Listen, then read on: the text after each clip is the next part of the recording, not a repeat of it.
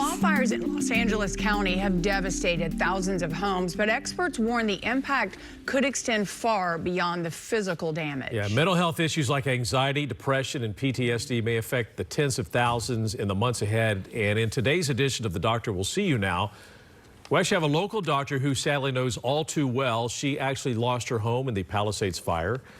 Good afternoon, and thank you for joining us. Clinical psychologist Dr. Jenny Gipp. You firsthand knowledge of all this. You're not just giving people advice. Sorry about this traumatic event you went through.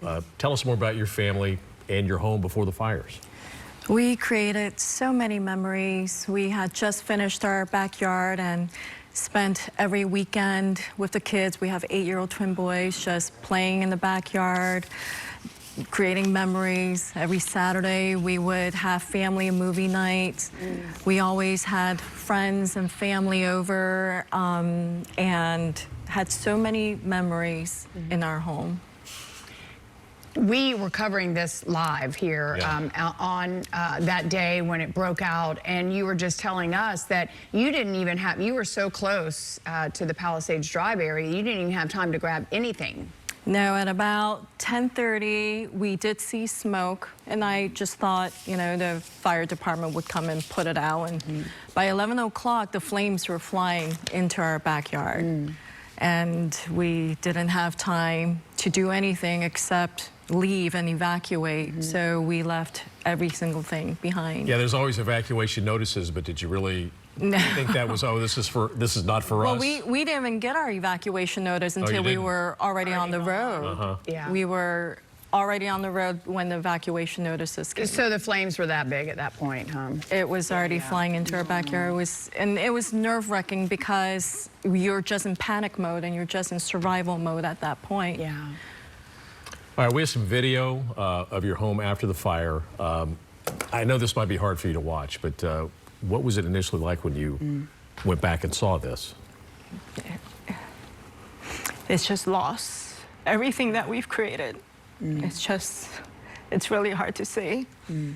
Just complete loss. Been able to go in actually? And some of our neighbors have been able to return, and we haven't been back up there yet. We're hoping to get there soon. One of the things that we talked about in the beginning of this, and one of the things that has been on our mind is basically, yes, physically things are gone, but that's going to extend in our hearts and our mind, and it can be traumatic. Yes. How are you talking to your kids? You mentioned you have 8-year-old twins. Yeah, we have incredible 8-year-old twin boys who are very, very adaptable. And our priority as parents was always the safety and stability of our children. And we let them know that even though we've lost everything in our home, that we are still together and we can create new memories. We try to make space for them to express their emotions because children have even less words to describe what they're experiencing. So it's important to make that space for them. Helping them to feel stable is super important. So we try to maintain as much of the routine that we can to help them to feel that sense of familiarity and normalcy. So I think as parents, it's super important to model some of that resiliency for your children to help them understand that they are safe. Even though we're in a different space, we can still do some of the same things and create new memories. So what lies ahead? What is the future? You plan to rebuild? What are some of the tips you have for other people out there who lost their homes in the same position you're in? There's just so much to do. I mean, navigating between insurance and finding basic essentials and finding a home. And I think you get so overwhelmed that you might feel lost. And for us, it was really important to just prioritize what was most urgent. You know, every single day when you wake up, pick 1 to 2 things that is most urgent today and focus on that. And then including your children in the rebuilding process will help them to feel that sense of control in such an uncontrollable situation. So like we had an Amazon wish list for those friends and family who wanted to donate things. And we involve them. You know, what would you like to put on that list? When we bought new bed sheets for them, what kind of bed sheets do you want? So involving them in that process. Yeah. And then for all of us, children or adults, having that sense of community to stay connected with others.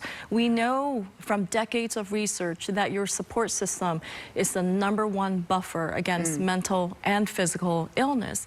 So staying connected with people who loves you, who is your support system, will give you that sense of solidarity and community. Even though we don't physically have a community, Yes. we still have the people and we still have each other to feel supported. Great way to explain it, and as much as you want to fight it, don't isolate. No, Yeah. definitely. All right, thank you so much. And again, we appreciate you being strong and showing up for others here today. Thank you. Thank you. All right, just to let everybody know, resources such as hotlines and grief support groups are already in place to help. LA County has a 24/7 mental health crisis helpline. The number is 800-854-7771. And again, Doctor, thanks for the information, and man, best of luck. I know this is a tough time for you and your family. Thank you. And a lot of Appreciate others. it. Thank you. Appreciate it.